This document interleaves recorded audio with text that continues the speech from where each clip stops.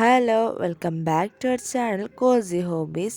ഇന്നത്തെ വീഡിയോ നല്ല ടേസ്റ്റി ആയിട്ടുള്ള ഒരു പൊട്ടാറ്റോ ഫ്രൈൻ്റെ റെസിപ്പി ആട്ടോ. വീഡിയോയിലേക്ക് പോകുന്നതിന് മുന്നേ ചാനൽ ആരെങ്കിലും ആദ്യമായിട്ട് കാണുന്നുണ്ടെങ്കിൽ സബ്സ്ക്രൈബ് ചെയ്യാത്തവരൊന്ന് സബ്സ്ക്രൈബ് ചെയ്തൊന്ന് സപ്പോർട്ട് ചെയ്യുക.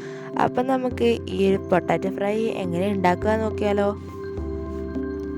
അതിനായിട്ട് ആദ്യം തന്നെ വേണ്ടത് കിഴങ്ങാണ്. ഞാനൊരു 3 കിഴങ്ങാണ് എടുത്തിട്ടുള്ളത്. നിങ്ങൾക്ക് എത്രത്തോളം വേണോ അതിനനുസരിച്ച് എടുക്കാം കേട്ടോ. ഇനി ഞാനത് കട്ട് ചെയ്തതിന് ശേഷം കുറച്ച് വെള്ളം ഒഴിച്ച് 5 മിനിറ്റോളം ഇതൊന്ന് ഇതിൽ തന്നെ ഇരിക്കട്ടെ.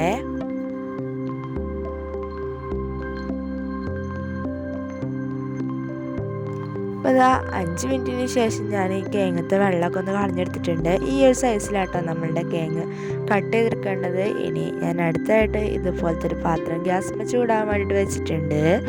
ഇനി നമുക്ക് ചൂടായതിന് ശേഷം ഇതിലേക്ക് കുറച്ച് വെളിച്ചെണ്ണ ഒഴിച്ചെടുക്കാം.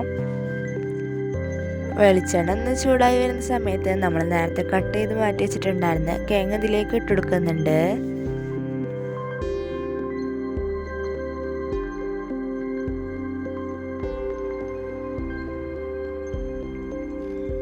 ഇനി നമുക്ക് ഇതൊന്ന് മിക്സ് ചെയ്ത് യോജിപ്പിച്ചെടുക്കാം.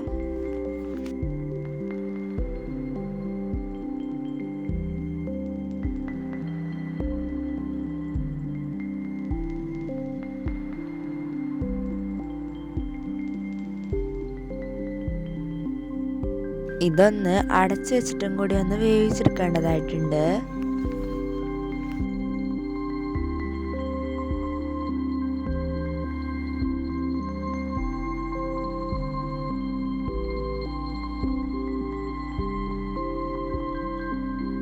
ഇത് ചെറുതായിട്ടൊക്കെ ഒന്ന് വെന്ത് വരുന്ന സമയത്ത് നമുക്കിതിലേക്ക് ആവശ്യമായിട്ടുള്ള ഉപ്പും കൂടി ഒന്ന് ചേർത്തെടുത്ത് നന്നായിട്ടൊന്ന് മിക്സ് ചെയ്ത് യോജിപ്പിച്ചെടുക്കാം.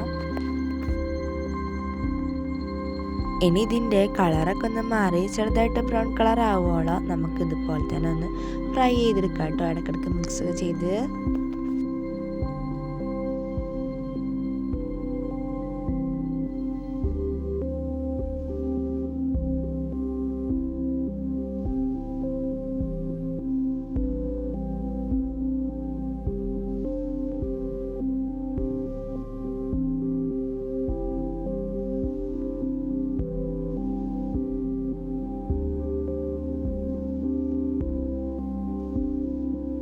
ഇപ്പം ഇതാ കിഴങ്ങ് ചെറുതായിട്ട് കളറൊക്കെ ഒന്ന് മാറി ബ്രൗൺ കളറായി വന്നിട്ടുണ്ട്. ഇനി നമുക്ക് ഈ പാത്രത്തിൽ നിന്ന് ഇത് മാറ്റി കൊടുക്കാം കേട്ടോ.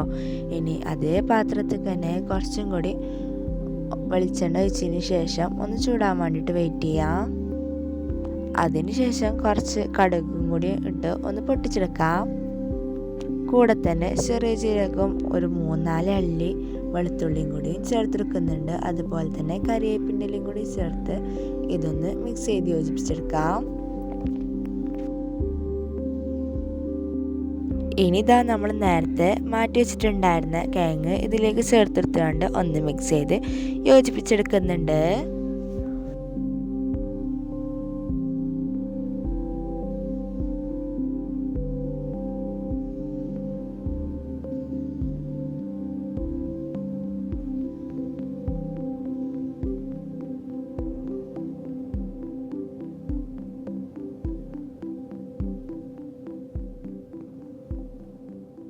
ഇനി നമുക്ക് കുറച്ച് മസാലപ്പൊടികളൊക്കെ ഇതിലേക്ക് ചേർത്തെടുക്കാം. ആദ്യം തന്നെ 1 ടീസ്പൂണോളം മുളക് പൊടിയായിട്ടോ ചേർത്തെടുക്കുന്നത്. കൂടെ തന്നെ ഒരു 1/4 ടീസ്പൂണോളം മഞ്ഞൾപ്പൊടി ചേർത്തെടുക്കുന്നുണ്ട്. ഒരു 1/4 ടീസ്പൂണോളം മല്ലിപ്പൊടി ചേർത്തെടുക്കുന്നുണ്ട്. ഇനി കുറച്ച് കായപ്പൊടിയും കൂടി ചേർത്തെടുക്കുന്നുണ്ട്. ഇനി നമുക്ക് അടുത്തായിട്ട് കുറച്ച് ഗരം മസാല ചേർത്തെടുക്കാം. അപ്പോൾ ഇതാ നമ്മളുടെ മസാലപ്പൊടികളൊക്കെ ചേർത്തെടുത്തിട്ടുണ്ട്. ഇനി നമുക്കിതൊന്ന് നന്നായിട്ട് മിക്സ് ചെയ്ത് യോജിപ്പിച്ചെടുക്കാം. നമ്മളുടെ ഈ മസാലപ്പൊടികളുടെ പച്ചമണം മാറുന്നത് വരെ ഇതുപോലെ ഒന്ന് ചെയ്തെടുക്കാം കേട്ടോ.